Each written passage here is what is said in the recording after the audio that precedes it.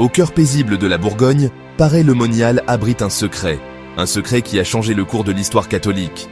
Ici, sous une lumière dorée et le son des cloches, le Sacré-Cœur de Jésus s'est révélé, brûlant d'amour pour toute l'humanité. Laissez-moi vous transporter en 1673.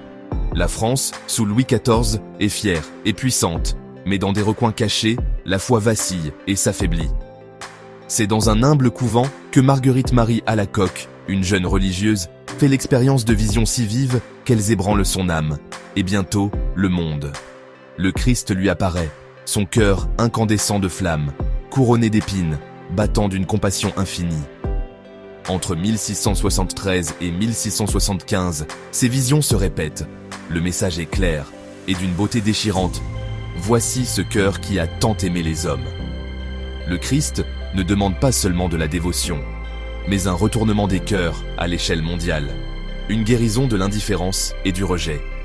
Aux côtés de Marguerite se tient le Père Claude, la Colombière, un ami fidèle et témoin de ce mystère.